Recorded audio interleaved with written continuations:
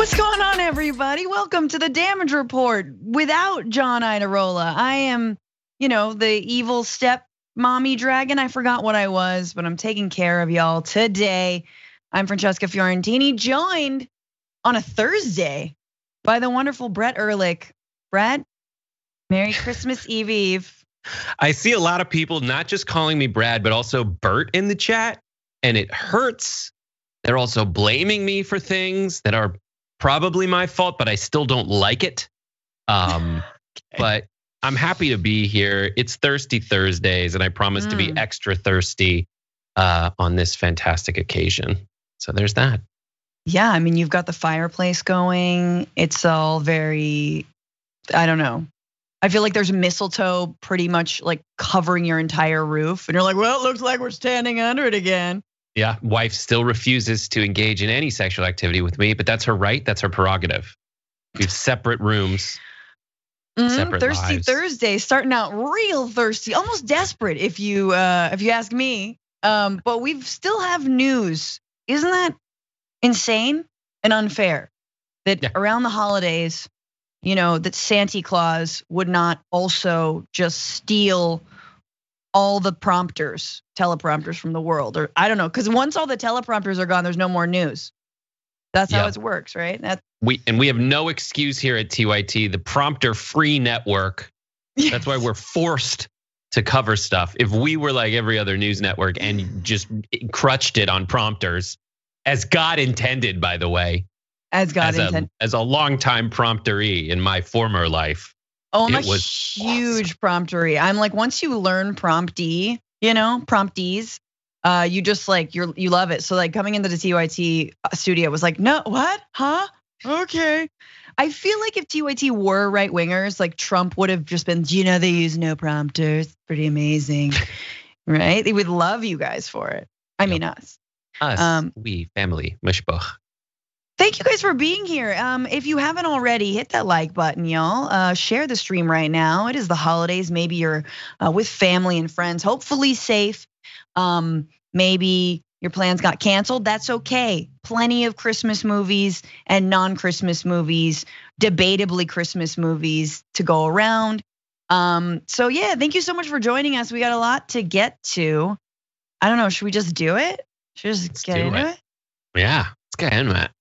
I think I have other announcements, but I will do them in a little bit. Actually, just quick reminder, this is our last show until next Tuesday, the 28th. But you can like TYT.com, YouTube/TYT, like you can, all the shows you missed, everything you missed, because I know you've missed stuff. Don't keep on wanting to get more new. You haven't seen all the conversation, have you? So TYT.com, make sure that you watch all that content while we are gone. But yeah, let's get into our first story. This is a real Christmas one. It's been almost a year since the insurrection at the Capitol on January 6th by a mob of MAGA and militias. And every day, it seems like we learn more and more about how close we were to an actual coup, an American coup. Ironically, inside America. So I guess that's progress. I don't know. But according to two authors of a new piece in Just Security, which is a national security publication, who pieced together all the testimonies from former officials, as well as many different books that have come out since January 6th, we learned that actually there is a reason that the National Guard was not called to January 6th, which I think has been the biggest question mark for a lot of us. We're like, why weren't there more police? Why wasn't there the National Guard? Why were Capitol police officers and DC Metropolitan police officers left to their own devices? Turns out there might be a very good reason. So the Pentagon's restraint in allowing the Guard to get to the Capitol was not simply a reflection of officials' misgivings about the deployment of military force during the summer of 2020. Remember, Black Lives Matter and all that, where Trump wanted to call out the National Guard, nor was it simply a concern about optics of having military personnel at the Capitol. Instead, evidence is mounting that the most senior defense officials did not want to send troops to the Capitol because they harbored concerns that President Donald Trump might utilize the force's presence in an attempt to hold power. Right. So basically, we're talking about one guy in particular. There were a couple of them But one guy in particular, Christopher Miller, who served as acting Secretary of Defense on January 6th, told the department's Inspector General that he feared, quote, "If we put US military personnel on the Capitol, I would have created the greatest constitutional crisis probably since the Civil War." In congressional testimony, he said he was also cognizant of the fears that the president would invoke the Insurrection Act to politicize the military in an anti-democratic manner. And that factored into my decision regarding the appropriate and limited use of our armed forces to support civilian law enforcement during the Electoral College certification. In other words, I basically didn't want to send people who I thought could make it worse and who the president could directly employ. Unlike the DC Metropolitan Police, Trump would have control over the National Guard and could have used them to bolster the actions of the insurrectionists on January 6th. This is now becoming part of this like grand theory, this thesis. Brad, what do you think of that? That thesis? It is okay. There's a lot of moving parts and a lot of uncertainty and a lot of specific facts that when you come across them, you realize just how potentially like tenuously we're holding on to like an America that people the world over have grown to rely on, except for those South American countries that Francesca was referring to where we stage coups. Okay, aside from that. But on the world stage, when you think of America as like whether or not a coup would take place, you don't have to worry about it at all. Because and that especially comes from the people who are in Washington. Traditionally, there have been basically all of them look at the American Constitution and the way that power is peacefully passed from one presidency to another, and it really is a fantastic, like reliable system. But Trump's, Trump and that the kind of cynicism of our institutions that I think the founders set aside as like a healthy thing to do, where, and created a lot of channels by which theoretically at least you could express your discontent for the system as it was and affect change in it. That's a good cynicism to have. You're supposed to express it through those channels, but Trump has questioned so many of those norms. And some of the norms that we had were bad and some of them were good. I would argue that the peaceful transfer of power in America is a great norm for us to have. But by emboldening all these people and also kind of moving the discourse toward like Facebook and YouTube chat and all these online forums. No offense. Now you just don't know who the bad guys are. We've come a long time since back then where like the bad guys were in red coats. And now you don't know if they're on your side of the military, which, by the way, the National Guard, influenced greatly by Mike Flynn's brother, who is an avid QAnoner and a guy who, has a chip on his shoulder because he got ousted from the Trump administration early on. Like these are the issues that really led to that uncertainty, which is bad in all kinds of ways. And the more we see people piece parts of it together, the more terrifying it is, and the more I don't know what the proper solution is because and I'm in a position where I have to look at the generals and say, hey, generals, please keep it together when they're the ones who tear other countries apart. And I don't want a military, the generals are still the military, and military does coup stuff. Right. And it's tough to sort through. Well, yeah, and it looks like not just Secretary of Defense Christopher Miller, who was promoted after November, after Trump lost, he ousted his Secretary of Defense Esper and promoted Christopher Miller because he thought Miller would be more loyal to him. It turns out that was not the case. And another guy, as Brett is saying, a General Milley, who I think we've heard a lot about, actually feared that January 6th was gonna be Trump's Reichstag moment. So according to multiple reports, Milley feared it was Trump's Reichstag moment in which, like Adolf Hitler in 1933, he would manufacture a crisis in order to swoop in and rescue the nation from it. Now, Milley was behind the scenes talking to unsavory people that we didn't have any faith in before, like Mike Pompeo, right? Or Gina Haspel, CIA director. These are people who were on board with the Trump administration and Trump like plan from jump. They're like, yeah, we love locking up kids. We love increasing weapon sales to Saudi Arabia. Oh, we love them disappearing American journalists. Done, done, done. But this was a bridge too far, not agreeing to a peaceful transfer of power. And we talk about the Insurrection Act. So there was evidence, lots of evidence, that Trump was about to invoke the Insurrection Act. He wanted to do so in 2020 during the Black Lives Matter uprising. So on June 1st, the White House aides reportedly went so far as to draft a proclamation to invoke the Insurrection Act of 1807, which allows the president to employ military forces to suppress major civil unrest.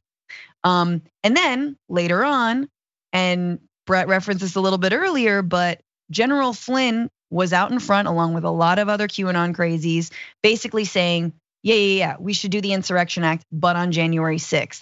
And in this case, in support of rioters. So by late December, Trump has already lost. Trump's own interest in invoking martial law was widely known. CNN reported on escalating concerns at a heated Oval Office meeting on Friday, December 18th, in which Trump heard arguments about invoking martial law to stay in office.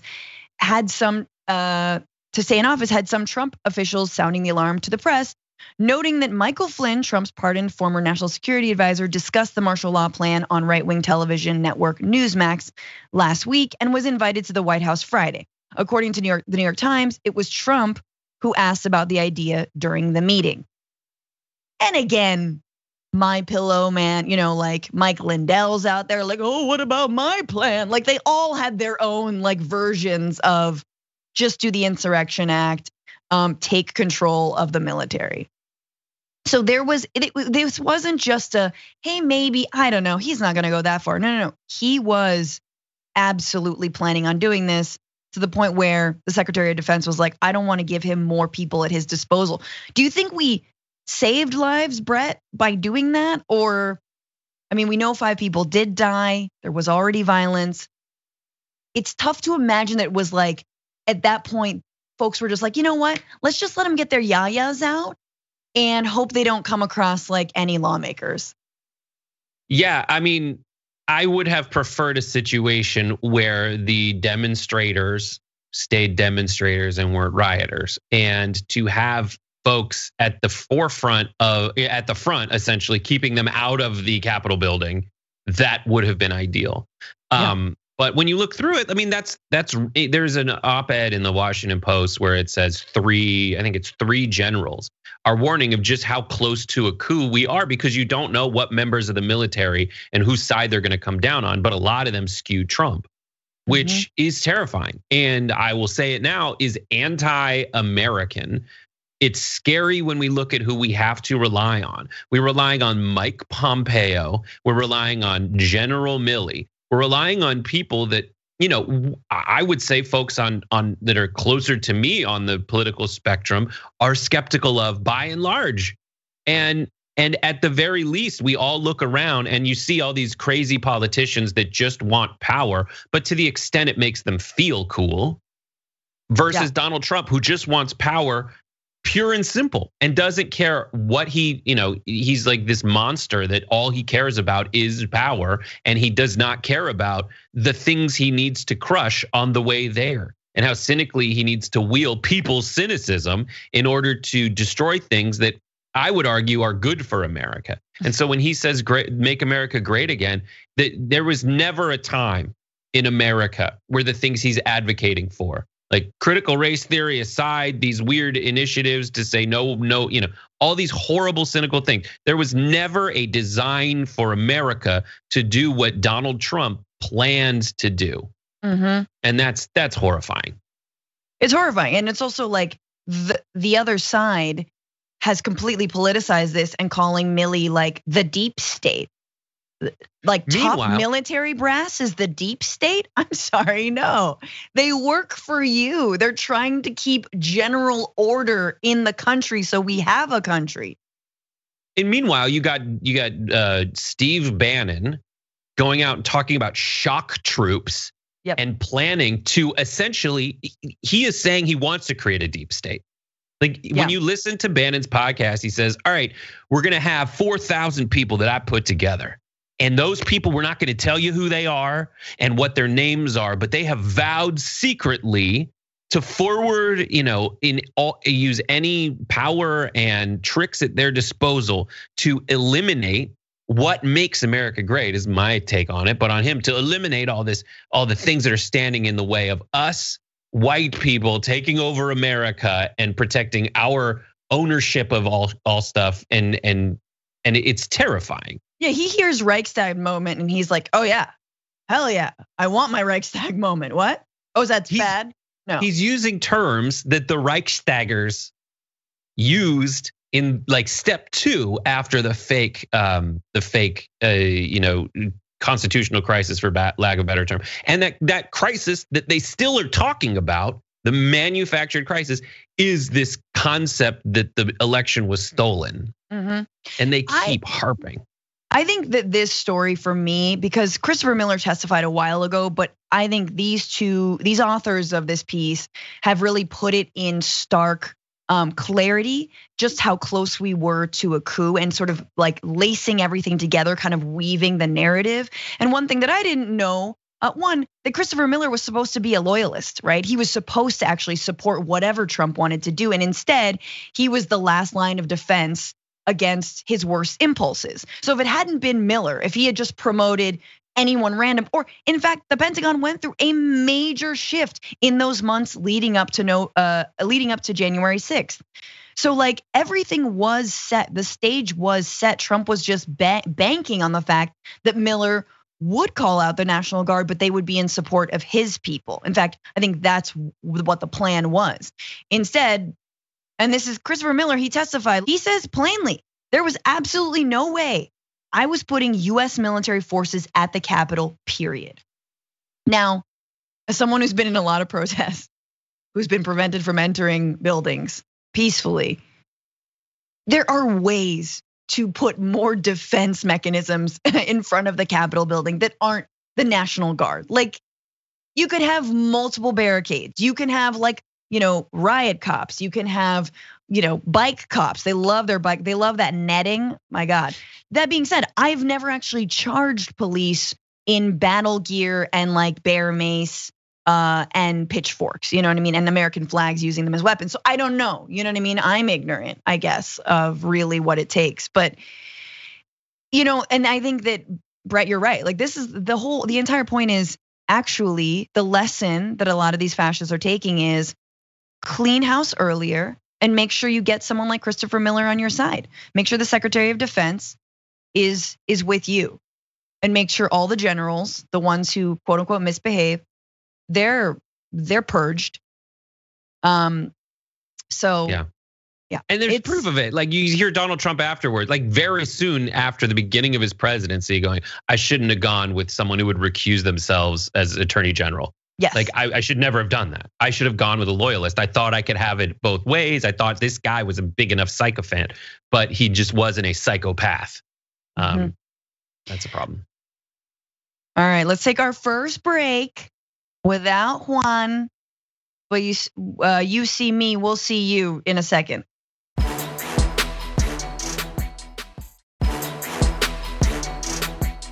There it is. What's up, you guys? Welcome back to the Damage Report. Francesca Fiorentini and Brett Erlich with you all on a Christmas Eve. Just 2 Eves, I think. We got more news, of course. Big stuff. So President Joe Biden has given us a little stocking stuffer this Christmas, extending the pause on student loans until May 1st. So that's good, I think. A little bit more time. The payments were set to restart in February, if you guys remember. But now we have until May to convince him to just cancel it, because nothing is going to happen between now and May when it comes to convincing Joe Manchin to do literally anything. So just cancel student loan debt. Just 10, 15, 50,000. How about all of it? But in case you guys needed a little refresher for those of you who are or are not mired in these debts, 43.2 million student borrowers in the United States, averaging $39,351 each. The outstanding federal loan portfolio is over $1.59 trillion. And you could see, let's just go to this graph of debt. I mean, compared to credit card debt, home equity debt, obviously it's like, how the hell are we gonna have home equity loans if we can't pay off our student loans? Let's put the cart in front of the horse here, people. But by far, the sources of debt among borrowers is student loans, the highest source of debt. So given all that, President Biden woke up a little bit, not extending the child tax credits, but the student loan pauses. So he said, given these considerations, today my administration is extending the pause on federal student loan repayments for an additional 90 days through May 1st, 2022, as we manage the ongoing pandemic and further strengthen our economic recovery. Yes, borrower balances have effectively been frozen for more than a year. So no payments required on federal loans since March 2020. And the interest has stopped adding up, which is really important. That's unlike a lot of eviction moratoriums and rental deferments. Saving the average borrower about $2,000 over the first year, and collections on defaulted debt have also been on hold. So, I mean, this is the difference between people keeping their homes, being able to feed their families, and not being able to plan for the future and not. But it's very far from what he said during campaign Biden, right? Okay, so campaign Biden, a lot of people are like, he promised to cancel student debt. He did actually promise to cancel student debt. He didn't promise to cancel all of it, but this is him on the campaign trail, speaking to a young former student who is strapped with debt. He said to this person, I'm gonna eliminate your student debt if you come from a family making less than $125,000 and went to a public university. Biden also said, I'm going to make sure everyone gets $10,000 knocked off their student debt in response to economic hardships caused by the pandemic.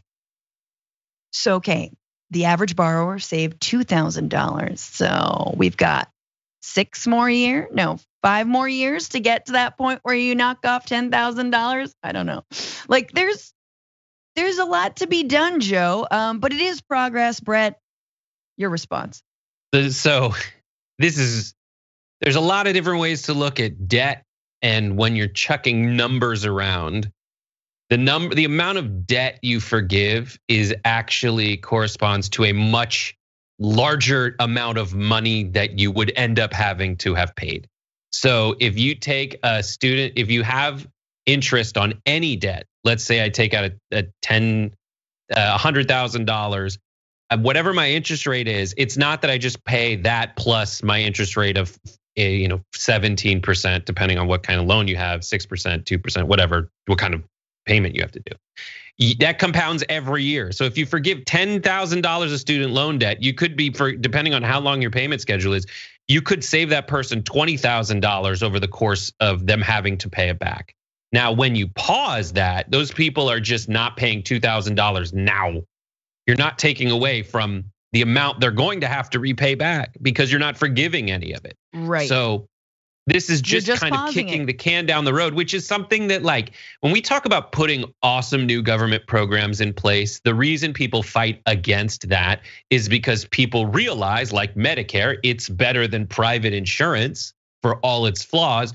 You're gonna have, it becomes a third rail of politics. So Social Security is the original third rail of politics. People like it. You talk about getting rid of it, Republican, Democrat, whoever it is, you lose massive amount of votes. So that's why they don't want to put them in place. But the way that the government can get into kind of not suffering the backlash from their donors of forgiving the debt is to do this: kick the can down the road 5 months at a time. Now, that creates uncertainty that ends up also tanking the financial market. That dynamic is also at play when it comes to the debt ceiling, when it comes to the federal budget, when they do these continuing resolutions to fund the government. instead of like an omnibus bill that would go for a year, 2 years, 10 years. They can do that, but they are such political wuss bags and that they don't realize the positive feedback they'd get by forgiving student loan debt, which Francesca just proved affects a ton of people. They think that getting that support from a ton of people is not as politically beneficial to counteract losing the support of their donors, who are frequently, especially in Joe Biden's case, Chris Coons' case, and the other Democratic senator in a state that prides itself on no corporate tax. Like you would alienate a ton of people who are your political donors. Yeah, and it doesn't. Here's my thing with eliminating student debt, though. Like I do think they're going to alienate some political donors, but like this is all federally held debt. So, and you don't hear Republicans railing like, how dare he, blah, blah. I mean, they would if he did anything, but you don't hear about like the big, federal student debt lobby that wants to continue having Americans pay and like it's like it is kind of politically a win for him in my book. I mean, it definitely would do huge. It would be incredible for his numbers and his approval rating, especially for people who voted for him, maybe holding their nose, thinking that, especially young folks who are like generally skew progressive, or maybe were Bernie voters. This is a way to get them back. So on a political level, I think it makes sense. He has canceled $1.5 billion in debt, but those were only for those who were defrauded by for-profit colleges. So already there was a lot involved in that. He promised, look, public universities, that's where I'm knocking off the debt, and he hasn't yet done it. But I think this is good to delay it. I just think they need to go farther.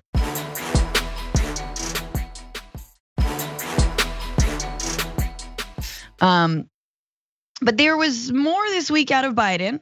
Number of things, including testing for COVID and thoughts about a future election run and against whom. Joe Biden did let me just hang on. It's for the clip. Joe Biden sat down with an ABC reporter and discussed a number of issues, including the number of tests that are currently supposedly on order, and also whether he would run for re-election and against who. So let's go to what he said about ordering these new tests, 500 million of them promised, and why he didn't do it sooner. You go to the pharmacy, we hear this over and over again, empty shelves, no test kits. Is that a failure? No, I don't think it's a failure. I think it's, you could argue that we should have known a year ago, 6 months ago, 2 months ago, a month ago. I've ordered 500 million of the pills, 500 million pills. 500 million test kits that are going to be available to be sent to every home in America if anybody wants them. But the answer is, yeah, I wish I had thought about ordering 500 million pills 2 months ago before COVID hit here. Okay, so let's just ignore the fact that he misspoke and said pills, but he meant tests, and then he misspoke again by saying pills, but he really meant tests. Like, I just sort of let that part of Biden wash over me, and the sitting pained face when he's listening, his like listening face is, I don't know, there's lights, okay. Now put on the smile. I mean, I understand. It's been the winter solstice, it's dark out, but like I feel like, they just didn't catch him. This interview with David Muir didn't happen at the best time. But yes. So he says, I wish we would have known. Man, I wish we would have known that COVID was still gonna be a thing and we needed tests. Do we buy that, Brett? I think, I don't know with the Biden administration. That's what's so frustrating. It is a Rorschach test of your, cynicism. And none of the result, no one's seeing a beautiful flower, like everybody's seeing either wanton corruption of a guy who pretends he's dumb stumbling for the people, and just haplessly can't get Biden to come along or can't get Manchin to come along because he just assumed that there was some loyalty there that there wasn't. So he's either, incompetent or evil is really what you look at. I would say that this came from a specific question asked to Jen Psaki that she laughed off, but realized someone came up and was like, wait, why can't we do that? Yeah. The entire internet rose up and everyone was like, this was bad. This was a bad look. I don't know if she had just come off from answering like a right winger's question or like she was in sarcasm mode, but being like, oh, what are we gonna do? Send a bunch of tests to every American? Yeah, many countries do that for a very affordable price. And so now the Biden administration is reversing course. So this is from Jen Psaki saying 500 million tests in January is the largest order we have made to date. And we're gonna do it as quickly as we can, but they won't be available until January. So this was earlier this week. And as of now, no progress has been made. Look, I get it. It's the holidays. You gotta make your cocktails and entertain people. But you're also in the White House and there's a pandemic and a new variant that's come out. So according to Insider, President Biden's administration is yet to sign contracts to buy the 500 million COVID-19 tests that the White House promised earlier this week. So we'll get to it later. I mean, it's coming. It's anyway. Ooh, what's for dinner? Yeah, it's just right. And just to more crystallize it, there was a moment in the press briefing where someone asked, "Why can't you freaking, give people money?" She was like, "That would be hilarious." And oh my God, I guess they have a sense of humor now because they're doing it. And they're still like, it seems like since they haven't ordered them yet, it feels like they just did it for the yucks. Like it was just a joke. Like just hit, we've all done that when we're shopping for Christmas presents and we put something in the cart and we forget to check out. And then you're like, why hasn't that arrived yet? You check back in. It's like, oh, this won't show up till after Christmas because I just didn't hit, buy it now. Buy it now. Just buy it now, Biden. Biden it now. Yeah, Biden, I mean, obviously boycott Amazon, but buy it now. And no, I mean, I think to me also it's the idea that they didn't see this coming. In a different part of that same interview, he said, I really wish I wish we would have thought of this sooner, which we just saw, but also who could have seen Omicron coming? I don't know, because it's O and there's a lot of letters of the Greek alphabet before it, and you came into the presidency under Delta or right before Delta hit. Like your whole rollout for your vaccine, which Biden has been upholding as like the silver bullet, right? That was put on the back burner. Remember the July 4th, we're all gonna have hot dogs and talk about the old times together and whatever. That was put on the back burner because of Delta. So the idea that they didn't see this coming, and like I don't wanna go into the amount of like fraud and faulty testing and just like the knot that has to be untied after all this is over is insane. The amount of money that has been wasted from city and states into bad testing equipment, into like crappy, just stuff that is giving false negatives, stuff like that. It's a lot. So to say that you didn't know this was coming is, I think it's just irresponsible. It shows a lot of lack of accountability when you're in the middle of a pandemic, man. Of course you should see this coming. If nothing else, we'll have more tests. That's not a bad thing.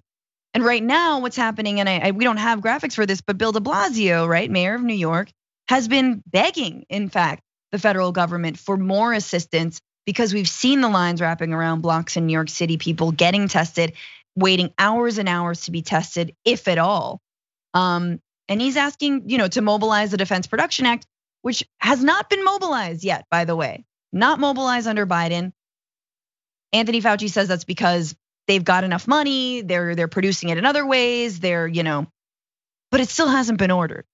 And there's a win. There's a very clear win out here. It is the all-in-one, prevention, ounce of prevention, pound of cure, Biden beginning to end plan, which is we have done everything in terms of encouraging people to get vaccinated. We had all three Jonas brothers help us do that.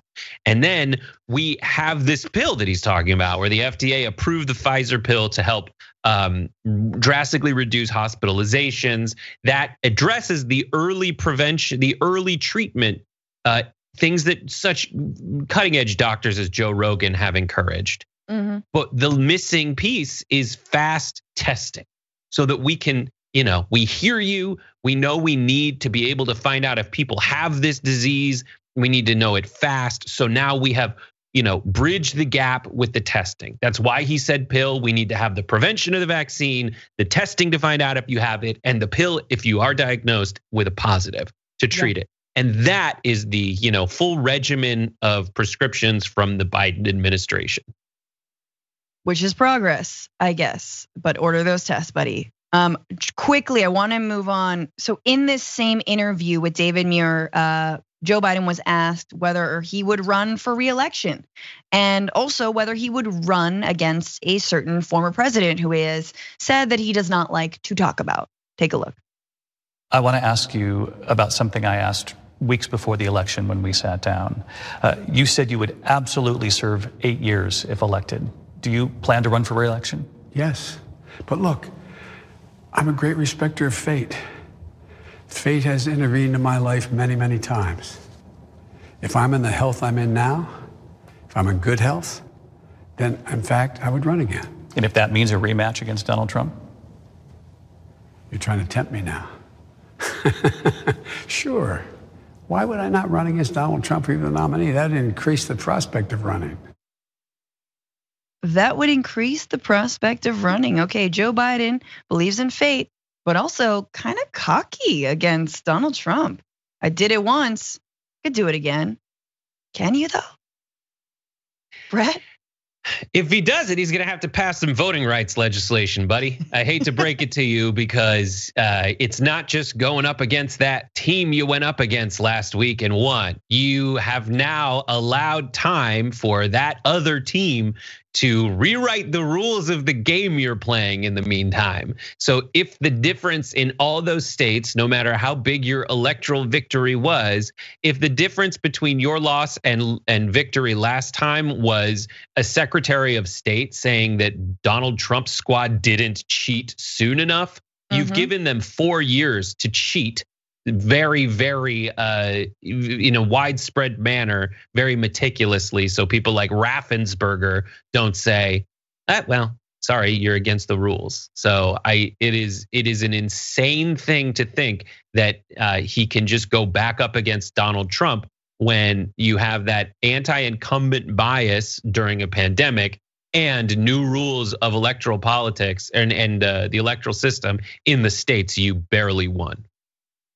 That is a really important point, the anti-incumbent bias during COVID. I mean, politicians the world over are not surviving this. And I think a lot of folks, including myself, think that Trump would have been reelected had it not been for the pandemic and had he not completely bungled it. And yes, he does have blood on his hands. I think it is interesting to hear Biden talk about fate. Like, look, I appreciate Joe Biden for being human. I don't always appreciate that coming from the Oval Office. I don't love to hear the idea of like, if Joe Biden loses or if he's too sick, that's fate.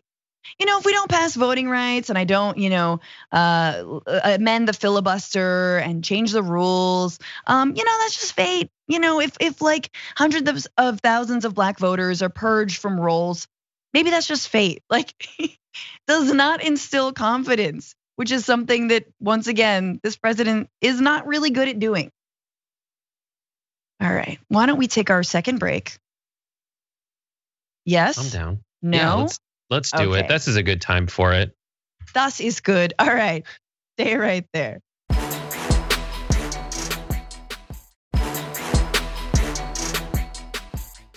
All right, you guys, welcome back to the Damage Report. Francesca Fiorentini, Brett Erlich, we got more stories. This one, to be expected, a little sad, but important. Many families are planning on what they're gonna eat for Christmas dinner, for New Year's, but millions of families in America are actually wondering if there's going to be enough to eat. In fact, new Census Bureau data estimates that more than 21 million Americans did not have enough to eat in early December as pandemic relief payments dried up and grocery store prices have risen. So the number of households in which there were sometimes or often not enough to eat reached between 9.7% this month, a 5-month high, which says a lot for a pandemic that's supposedly at the tail end, maybe not.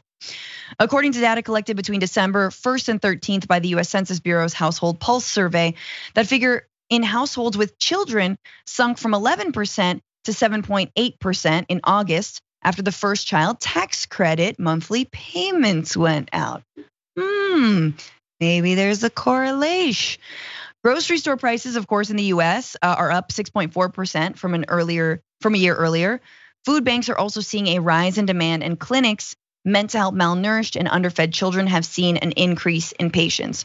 So I think a lot of us, especially last year, these are the dark days of the pandemic. I think that food banks were wonderfully paid a lot of attention to. There was a lot of, they were collecting a lot of donations. And yet a year later, when there is no more stimulus checks and the child tax credit, yes, has run out. In fact, we might be in a darker and more difficult place than we were a year ago when it comes to families being fed. Any reactions to that wonderful bit of holiday news, Brett? I know, it's like I thought this was a Christmas party, and no, it's sad. I will say that there's a lot of, I don't know, we have a big opportunity in the wake of crises like this to continue the things we learned from them, or out of this weird psychological feeling of necessity, go back to the way it was beforehand, because this was just too hard. There were a lot of initiatives put into place during the Great Depression that in that era that still live on to today, augmented in the 60s and in early 70s, and we have an opportunity to do both or neither, or to do either one of those. And hopefully we take advantage and learn from what we learned to take care of people who are less fortunate and going through harder stuff. But it just, the incessant attempt to politicize every aspect of the pandemic and the response to it might result in us just going back to normal and saying, you know what, screw the poor. I mean, and it's incredible since Biden ran on, especially towards the end there, maybe to lure Bernie voters over, maybe because he read the room and understood that this was his FDR, LBJ Great Society moment, that he wanted to be the most progressive president since FDR, that he wanted to embark on these kinds of plans. And this was obviously the week where Joe Manchin very simply and easily and predictably put a wrench in all of those plans. And it doesn't look like Biden has a fallback at this point to actually make good on that legacy or what he wanted to be his legacy. So more on the child tax credit. Again, there's been no extension of it. And just to refresh, the credit is in advance for, let's go to this. Oh no, that's not a graphic. But look at this. So this is where people spent money on the child tax credit. Did it all go to Christmas presents? Did it all go to Minecraft? No, it went 59% of parents use the advance payments for food. Second runner up, utilities, rent and mortgage, clothing, education costs. So it's very, very clear what people need this money for and why. We talked about debt a little bit earlier and how many people hold it. Sadly, in fact, a lot of people are using their child tax credits to pay off their debt. So for the majority of households making less than $50,000 a year, they're putting those payments towards their debt. An August survey by the Census Bureau found, and higher income families, no surprise, were more likely to be saving the money. Another report from the Center on Budget and Policy Priorities found 91% of households making less than $35,000 a year use the money to pay for food, shelter, clothing, and other necessities. And Black and Hispanic families were more likely to use their credits on education-related costs, such as school supplies. I mean, and especially when schools have been closed up until a few months ago. So imagining, oh yeah, now I have to turn my home into a straight up learning environment in addition to putting food on the table. So just if there was any question, right, why we shouldn't means test this, whether or not child tax credits even work or not, this is from Columbia University right after, or who found out that making payments permanent, which is what the Build Back Better Act would extend them greatly, could reduce child poverty in the United States by 40%. And as proof of that, after credits went out in July, food insecurity in households with kids dropped from 11% to 8.4%. And we just went over how that's now flipping. So this is something that Joe Manchin wants to put in work requirements. One pretty amazing thing about these child tax credits was that you actually don't need to have a job. And so many people have been without work in order to receive them. So yes, once again, proof these things are popular, they work. Why are we letting them dry up? Yes, there is. People are saying that America has never been more divided. I can point at a handful of polls that show you that America has never been more united. But the things that each political party seeks to use to stay in power are the things that are dividing us. They would rather talk about critical race theory, which has no bearing on anyone's life. And oh my God, let's go to a school board meeting. That's how we help parents. No, this is a tax cut for parents. This is money. This is a tax cut. This is a child tax credit.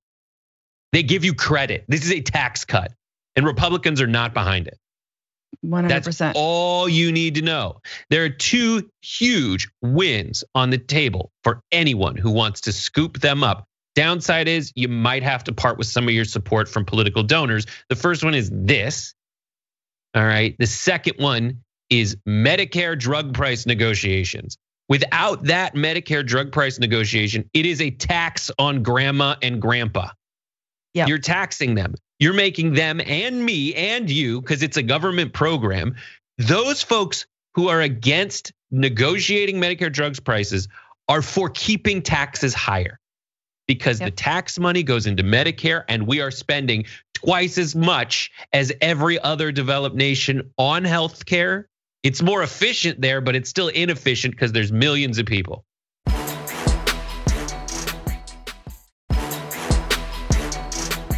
I want to quickly see if we can squeeze in this final story because everyone's got to see it linear. I don't care where you are. Let's jump into this next clip. I stand on forget about the mandates that people have to have their freedom, but at the same time, the vaccine is one of the greatest achievements of mankind. We would have had in 1917, remember the Spanish flu, killed perhaps 100 million people. Actually, it ended the First World War because the soldiers were so, a lot of people don't know that. The soldiers got so sick, it was a terrible thing. There were no vaccines, there was no anything. I came up with a vaccine, with 3 vaccines, all are very, very good. Came up with 3 of them in less than 9 months. It was supposed to take 5 to 12 years. And yet more people have died under COVID this year, by the way, under Joe Biden than under you. And more people took the vaccine this year. So people are questioning how. Well, no, the vaccine worked, but some people aren't taking it. The ones that get very sick and go to the hospital are the ones that don't take the vaccine. But it's still their choice. And if you take the vaccine, you're protected. Look, the results of the vaccine are very good. And if you do get it, it's a very minor form. People aren't dying when they take the vaccine. What about the masking of children? What about something that I can actually agree on? Because you're making way too much sense, former president and savior. That was Donald Trump speaking to Candace Owens on her Daily Wire podcast. And that was the former president, speaking scientific sense for the first time. Because once again, he's now on a pro-vaccine kick and is mad at people, his supporters, who are against that. And there he's saying, if you take this vaccine, if you get boosted, the likelihood you're gonna be hospitalized is greatly reduced.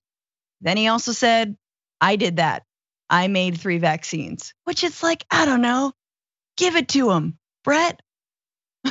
Yeah, I'm with it. Like Donald Trump, he can very easily scoop up a bunch of support by coming out against the vaccines. The downside is he feels this need to take credit for stuff, and he wants credit for how fast the vaccines were developed. I'm with you. Give him credit, take credit. I don't care. Yeah, 30 years in the making? Sure, dude. In a month, that was all you, bro. Like, I don't know where. That was a right boss moment. We're gonna do this, right, boss? Is Candace Owens. Right, boss? That's what we're gonna do, boss? And boss is like, shut up, get that guy out of here. Get Candace Owens out of here. And she's like, but what about Max, boss? He's like, all right, masks, fine. What about masking children? And she interrupts him multiple times in that. All right, we got a wrap for right now. Brett Erlich, Francesca Fiorentini. We got more show on YouTube. Stay with us.